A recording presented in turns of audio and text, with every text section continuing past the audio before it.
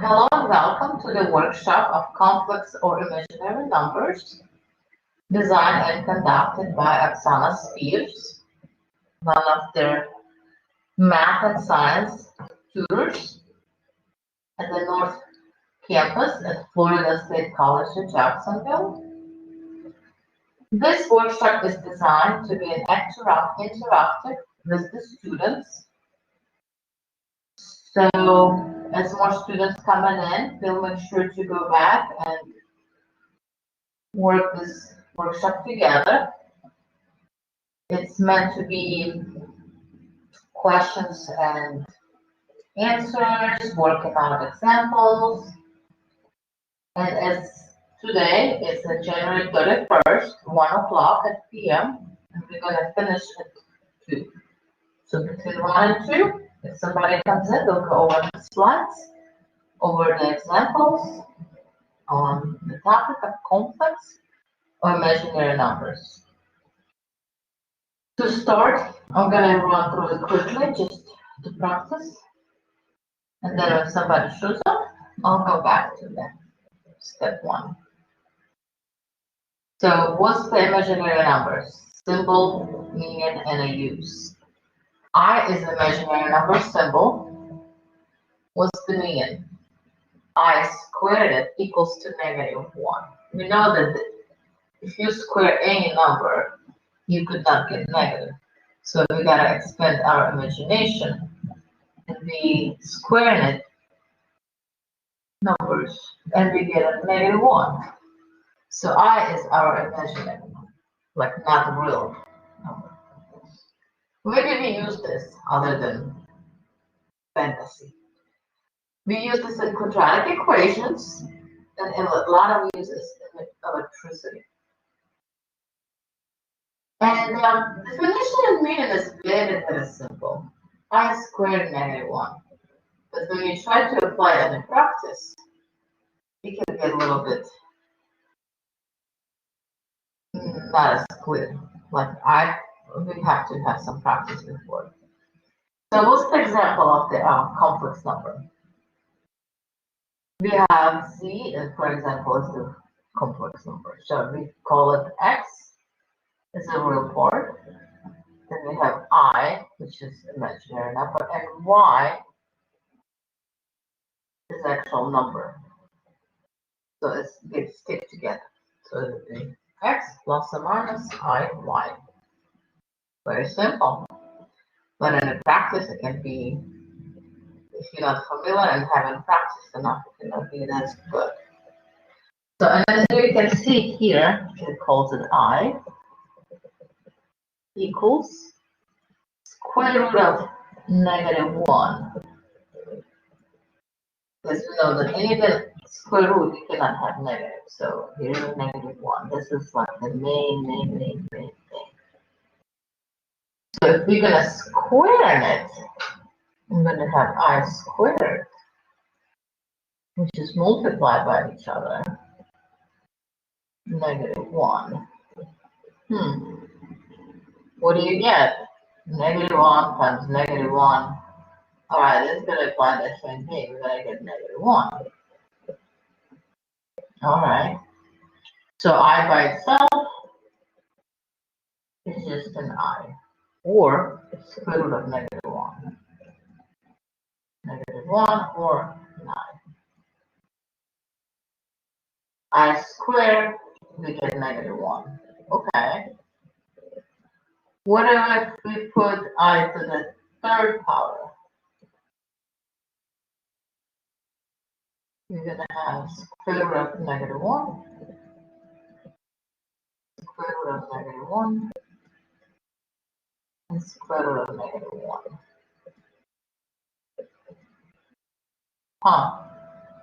Or, so what does it tell us? So this is going to give us -1, but then we still have a negative, or I is left. And this is the third power. So what are you going to have? We're going to have negative I. This is very good to know. Negative I. All right, and then we keep going and keep going.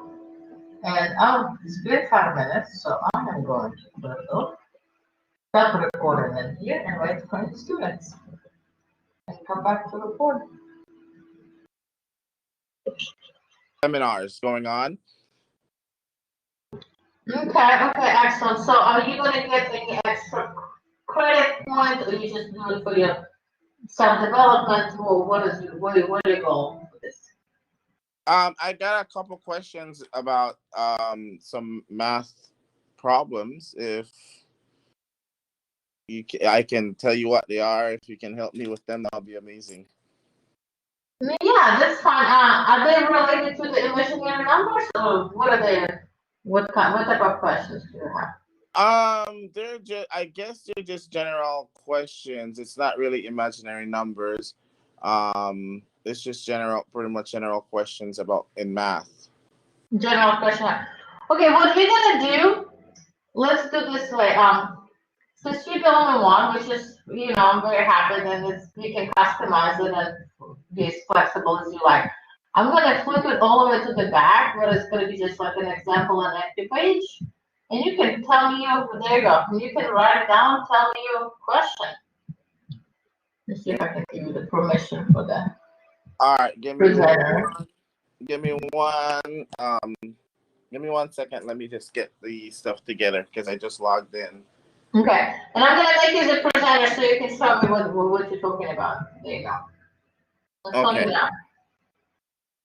All right.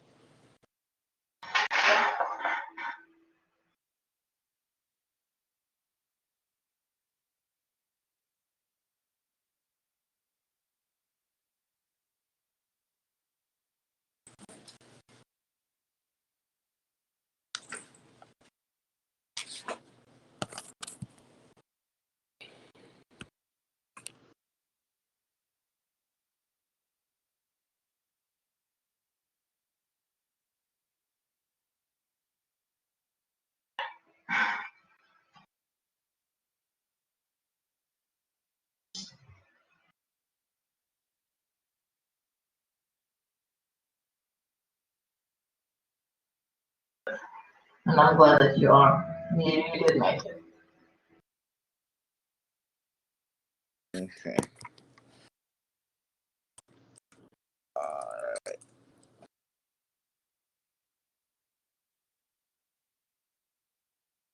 And you're a presenter now, so you have all the toolbars should be available for you. Oh, I am actually on my cell phone, so I don't know how to use this on my cell phone. Let me try. Yeah, I was trying to log in earlier. This thing is not even charging. So crazy. But also, Garrett, if you do have a specific question about mathematics, you can always schedule me on a brain cues through brain cues match, and we can have a one-on-one session. Okay, that is awesome. That is good to know. All right. I got a specific question that has been bothering me for the past week. And I guess I can just say it out loud because it's not, I mean, I don't have to write it down. You can, if I tell you what it is, you can exactly, I guess, know how to do it. If you have, like, let's say -6, and you raise that to the second power, when you write that out, when you do it in when you write that like -6 raised to the second power, when you write that out, like it will be, wouldn't it be like -6 times -6? Okay, it's a very good question. First of all, when you look at it, is your -6 in parentheses or not? Say that again? Is your -6 have a parenthesis in it or No, not? it does not. It's just -6 to the second power. -6 to the second power. So when it does not have a parenthesis, then your second power only applies to number 6. And you keep your negative sign, and then you do 6 times 6, which is going to give you -36. Ah. So because it's not in a brackets, the actual negative is not raised 2 powers. You just keep the one negative. Absolutely, yeah. Because it's only if it was in parentheses, then it would be as a group to the second power. But if it's all not in parentheses, the negative is on his own. You're only raising 6 to the second power. Okay. All right. Yeah, that has been bothering me because I was doing one of the practice problems, and I didn't understand why I got it wrong, because I saw that the negative 6 was raised. I saw the negative 6 was raised to the second power, but I was unaware that you only raise the number to the second power and just keep your negative sign. So now that makes more sense as to why the question I got it wrong. Okay, fantastic. This is very good question. This actually would apply to the imaginary numbers because, like you have -1, but then you square it. So it's an I, it's like square, but it's an imaginary. But anyway, this is fantastic. Do you have another one? Let me see. I'm trying to get this computer up. There's like 2 more that I had. I'm trying to think of them right off my head. Okay, but when you're on the cell phone, do you see my screen? Yeah, I can see your screen. I can see everything that you're doing. I can see how you write the negative 6 just now. And you asked me if there were parentheses. I saw all that. Excellent, excellent.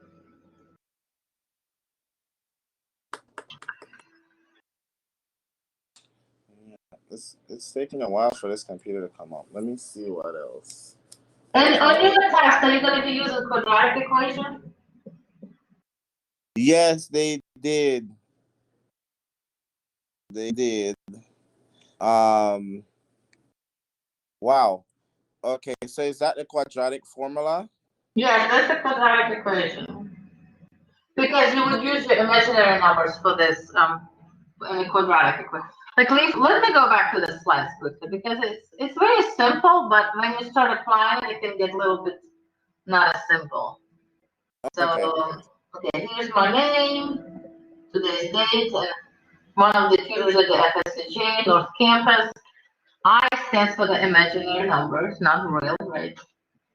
So I square I times I equals -1. Like you said, when you do squaring something, it has to be positive. In our case, this is we just imagine -1. So what are the applications? You're going to apply it quadratic equations, and they use a lot of electricity because, like electricity, you have to have imagination, right? So, and equations and the graphs and electricity quadratics. All right, so this is your complex number or an imaginary number, and this is the standard form. They would have x, and you could say plus or minus I, and then this would be your number. So I is your imagination, imaginary stuff. So this is the standard form of your. You might not see it on the test, so it's not going to hurt you, that's for sure. Just to please have some idea how it's working. And then when you start applying it, so we know that our little I is square root of -1. So what does it tell us? When you square it, our I, we have 2 times -1 times -1, right? Yeah. That has to be negative. So when you square those 2 together, you get -1. Huh, excellent. All right, so this is when it's to the second power. When you get to the I to the third power, so you have your -1 to the second power, right? So you'll get your -1. But then you do the I to the third power, so square root of -1 or an I. So this we can replace with an I. That way, you have this negative sign, because this is -1, and I, so you get a negative I. So when your I is to the third power, you get negative I. When your I is to the second power, you get negative 1. But guess what happens when you have your negative I, right? When you put your I to the fourth power, and so you have your negative 1 or negative I, and then what do we do? Multiply by another I, right? Yeah. And then what you're going to get, which is, this is the same thing as I squared to I squared. And it's the same thing as negative 1 times negative 1. And we're going to put them in parentheses. It's going to be 1. Yeah, because now you're multiplying 1 times -1 in brackets. Exactly. So the basic rule, what it tells us, when you, because what examples can be like I to the 36th power, and you go, what is that? And this is just an I, 1. So the basic rule, if your power is divisible by 4, it will simplify just to 1. Okay. If your power is divisible by 3, then you're going to have a negative I. Gotcha. Divisible by 2, but not 4, you're going to have negative 1. And here's a little chart like that. So I to the 0, anything to the 0 power, we know it's 1, doesn't matter who you are, you still get a 1. And then here's a little chart. I to the 1 is I to the 5th is 1, I to the 9 is I. But this is a good one. 2, 6, 10 is negative 1. 3, 7, 11 is negative 1. Negative I. So if it's an even number, it's going to be a positive outcome. If it's an odd number, it's going to be a negative outcome. Not necessarily. If it's divisible by 4, then you're going to have a 1. Then nothing changes. Mm-hmm. Like 4, I to the 4th is 1. I to the 8th is 1. I to the 12th is 1. So anything divisible by 4. By 4. By 4, yes. It's going to give you. Yes. If it's even number, but you cannot divide by 4, it means you can divide by 2, but not 4, you're going to have negative 1 right here. Mm-hmm. Okay. And then if you have 3, and from 3, like, so it's going to be like 4 plus 3. Then it's going to be negative i's. Like 4 plus 3 is 7. Then you have, for example, here going to be any number. They would use letters K. So if K could be, I don't know, 5. So 5 times 4 plus 3. So if your power is 23, then you have a negative I. Yeah. So n times 4 plus 3. And then this one is just doesn't fall on anything else. It's going to be odd number. So this All right. That. I see that. So that's all right. And then here's some examples when you add them. So because adding, like sometimes it throws people off. And you just do add by how you would add. So 2 plus 4 is 6. And then 3i minus 2i is going to give you I, right? 1i. So this is going to be a final answer. And there isn't just normal standard form because this is what, like, at the first we had v, which is the answers, and then your number plus I, y. So this is your. So if you do this second one, how would you add them together? Hold on. Let me see. That's 5. I'm barely seeing it because the background is blue. Like. Okay, it's, let me see, 5 minus 1i, and then you add, I don't know why it's probably not so clear, but You add 7 plus 11i. So what will we get from here? So give me 1 second. So that would be, you did the 2. That would be 12 You're gonna get 12, yeah. plus the I get the 3. What would it be? You do You'll the have I a, and I. That's 2i. it's 11i minus 1i, so it's gonna give you 10i. Okay. 10i. Yeah. Just like Oh, it's a minus 1i in the 5 minus I 1i, and then the other one is a plus 11i. Okay, I see it now. So you'll just subtract those. So you get the 10i from 11 minus 1. And it's subtraction just as simple as like it is. Just go straight out. And then you combine like terms. So I is just like another like term. So let me put this up. And when you multiply, so here's an example for the multiplication. We have 2 plus 3i, and then multiply 4 minus 2i. So you FOIL like we would FOIL anything else, right?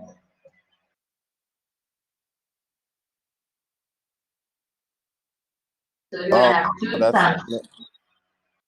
Is that like the derivative property when you go to 2 times 4 and the 2 times 2i? Yes, that's exactly what so you do 2 times 4, you're gonna get 8. Then you have 2 times negative 2i. You're gonna have negative 4i. If you have positive 3i times 4, you're going to have positive 12i. 12i. And then we have 3i positive minus 2i. What are we going to have? We're going to have negative 6i and squaring it. We do know our I squared is what? Negative 1. So here we can take this and replace with this. Yeah. This is our like terms. So we can have 8 plus 8i, right? Because 12 minus 4 going to give us 12i. And then this one was minus 6, but this times negative 1 is going to give me positive 6.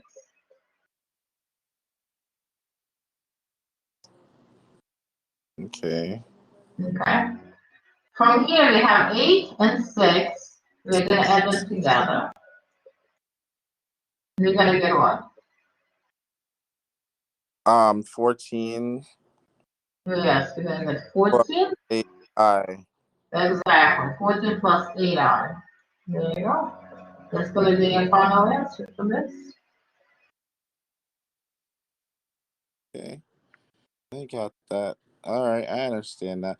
The only part that was tricky for me is that when it comes to the last one, it was 6i squared, and then you took because the I squared is equal to negative 1, and then you multiply that 1 into the negative 6, and you get a positive. That was the only. That was I will not. Well, let me not say not, but that would be a step that is going to be like something that I have to keep practicing to remember it. Because once I see it, I'm going to be like, oh, well, you can't do anything with that because the I is already squared and it's not like, you know. So, but after you see it already, I'm sure you'll see it again, you'll know what to change. But practice would be good too. But do you think it's something like this is going to do in the test? They had, let me see.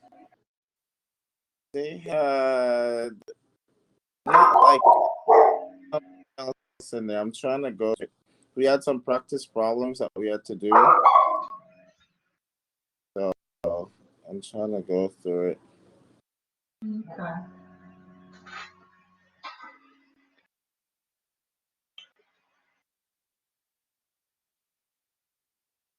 Yeah, But they had the a lot big, of they had a lot of statistics problems on there. I don't think statistics does with the I a lot. They do not. Yeah, yeah. Let's see. So All right, what they about have there that it wasn't with the I, but it was like they asked to simplify an expression. Mm-hmm. So it was like 7 plus 4, open brackets, 3x plus 5, close bracket. This is you said 3x plus 5? Yes, close brackets minus 24 over 6. 24 what? 24 over 6. So it's a fraction. 24 at the top and then 6 at the bottom. Okay, 24 over 6. Fantastic. Yes. Yeah, All right, that so one didn't. I wasn't sure how to work that one. I know that we use like PEMDAS or BUDMAS, or one of those acronyms to try to figure out which operation comes first. okay, But that one is. And this one had an accident, right, or no? Say that again. This had, in parentheses, you had 3x plus 5? Yeah, it's just 3x plus 5 in All right. parentheses. And you have to simplify that. So, Yes. where would you start? What would you do? I said the first thing I would do is try to start in the brackets, but since they're not like terms, you got to start from the number outside. I would start with the 4 to the 4 times x, and then 4 times 5. Mm-hmm, mm-hmm. So I'm just And going to then keep I would do 7 here. And then 4 times 3 is going to give me 12x. yeah. And then 4 times 5 is going to give me 20. Excellent. What are you going to do with this guy right here? I Negative would 24 over just 6. that and put 4. That would be equal 4. Yes, so Negative, minus yeah. 4. Okay. All right, what do we get here? What do we do from here? 20 minus 4 is 16. And then I would put the 12x, and then just group like terms. So 7 plus 12x plus 7 plus 20 minus 4. But make sure you say like terms. So this one is all the one is x. So you're gonna leave him over here. And then you have 7 plus 20. 27 minus 4 is gonna give us plus 23, right? Mm-hmm. Or like you told me earlier, you said 20 minus 4 is 16. 16 plus 7 is still gonna give me 23. So either way you choose to do it, you're gonna get to the same answer. Very good. Excellent example. All right. Yeah. Another thing is like another rule, and this is the fraction, right? So you cannot have an I in the denominator. Just like you cannot have radicals in the denominator, you cannot have an I in the denominator. Okay. Just something to remember. And then you mentioned that you're going to have maybe some quadratic equations. So this is your quadratic equation, and this is how you would solve it for an x. And for example, if I give you 4x squared, because I do have a few examples, 1 or 2 or 3, plus we can do 3x, and then let's do plus 5. Mm-hmm. equals 0. So what's the first thing you want to do when you see this? You do know that's quadratic because you have a second power, right, Christian? Yeah. The first thing I think I would do is try to break down the 4x squared. No, when you use a quadratic equation, you want to identify your A, your B, and your C, and then you substitute them in your equation. So in your case, your A is how much? 4. 4. And then our B is what? It's 3. 3, exactly. And C is 5. 5. So now you're going to put it in there. So minus B, our B is 3, so we're going to have minus 3. Then we got plus minus square root. 3 squared. Wait, 3 yeah, squared. 3 squared. 9. Minus, you get 4. What's our A? It's 4. So let's do 4. And then what's our C? Is 5. I did this intentionally so we have an I in it. 4 times 4 times. Okay, all right, I get it. Okay. And we divide it by 2 times A, and our A is 4. There you go. All right, so let's see what do we get up here. We have 9 minus 20 times 4, 80, right? So 9 minus 8 is giving me a negative number. So there is my negative 71, and this is square root. So what I get? I get negative 3 plus minus square root of negative 71. Let's take another color. Over 8? Over 8, yes. Over 8. And you don't want to leave it, let me see if this color is going to look better. You don't want to, you do not want to leave it in a radical, in a negative sign. So what you want to do, you want to take your I first. This is just like a rule. Step 1, you take your I out. So we're going to have negative 3 plus minus I. And then square root of 71 over, it's not hidden, so over 8. And I don't think we can simplify anymore. But you want to make sure you get your I out. It's like that. If you see it on your task and you see the I or negative inside of it, first of all, you know it's not a real answer right away. You can tell them my answer is not real.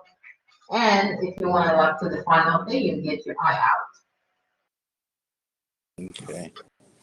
So you take the I out, you just take the negative out there and you put the plus or minus I, and then the 71 becomes a positive number and it becomes a square root of 71 over 8.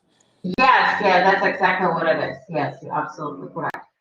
But for example, if you had, I'm going to go up here, negative 3 plus minus, let's say, negative 81 instead of 71. You know the square root of 81 is 9, right? 9 times 9 is 81 over 8. So then your answer would be negative 3 plus minus 9i. Okay, so you just break it apart to get that negative out the square root. But if you can solve the problem when you have a square root, like if you have negative 9, square root of negative 9, you just say it would be negative 3 plus or minus 3i. Yes, that's exactly what it is. Yes. And a lot of times they'll give you for example, square root of 1 equal to so. So they'll say square root of negative 50, and you can break this out to negative 1 times 2 times 25, right? Mhm. And it's a square root. So you know this is my I, this is my 5, and I have left this. Yeah. So I'm going to have 5i square root of 2. That would be my final thing, final answer. Yeah. Okay. All right. I got it. I understand it. That's excellent, excellent. And I'm not sure if they'll give you the quadratic equation thing on a test, but mine will. But they don't expect everybody just to remember off the top of their head.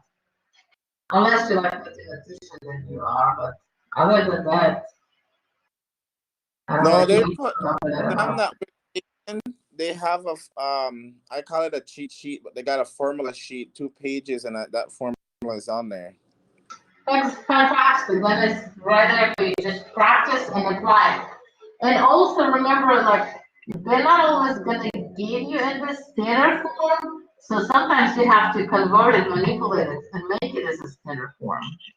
Like they could give you 3 plus 15x equals negative 3x squared. Okay. Like this. This is solve for an x. And from here you gotta do what? You gotta put in this form. So you're like, okay, my x squared gotta go away first, which is what's negative there, gonna be positive now. Yeah. I'm gonna Positive. have positive. Because you cross the line, you change the sign. So you have Mm-hmm. positive 3x squared. Then my Yeah. next one's gonna be 15x. And then plus 3. 3. And you guess what? It's gonna be equal to 0. There you go. Mm. Excellent, excellent. When are you taking tests? In March. I take my test in March. Oh, you got a month, full month, and a little bit to go, huh? Yeah. Yep. So I wanted to get like a jump start on it to make sure that I'm not like cramming 2 days before the test is coming up. Excellent, excellent. And what are you planning to teach? English 6 through 12. Wow, are you already working somewhere in the school? Say that again? Are you already teaching? No, I'm a professional in elementary right now. Nice, nice. So All right. hopefully everything goes well, and I get to start teaching in August of this year. That would be fantastic. But English teacher, and you still need to know the quadratic equation. That's amazing. Yeah. Yeah. Well, that's all the questions I had. I went through the exam, and especially that one that I asked you first, was really mind blowing to me. But no, I understand it. And then the other one that I asked you about a while ago, simplifying that that equation. So Mm-hmm. the other ones that I am having an issue with is the statistics, but I've always had problem with statistics. So our class is Monday nights. We have like I think it's about 6 sessions. So I'm gonna ask the professor in there to explain to me more about statistics. But I think it's just basically I have to know the formulas because it's like asking the mean, mode, median, and stuff like that, standard deviation. So I just need to know the formulas, and I can get it right. Yes, yes, you're absolutely right. But also, please remember that if you as a student, FSCJ student, you can schedule the sessions on BrainFuse Tutor Match and ask us questions and work the examples with you. Oh, nice. Yeah. I just learned about this, Doctor. I don't know if he's a doctor, but Joe Barberia, I guess his name is.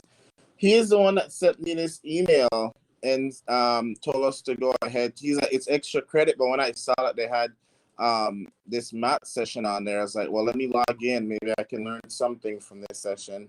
and I surely did. So I'm glad I did it. Excellent, excellent. I'm definitely gonna log on during the week and see if they have any statistics like tutoring online, not even tutoring, like seminars online where I can ask some of these questions and take notes. Yes, Gary, but also please remember you can always schedule the sessions through tutoring, like Tutor Match, and we have a list of fantastic tutors to tutor statistics. Yeah, so you go in through, when you go onto the website, just go to like tutoring. When you're in the FSCJ website, you go to Brainfuse Tutoring. Okay, and then all right. Yes, I saw that. I'm actually taking a class at FSCJ, so I should have access to it.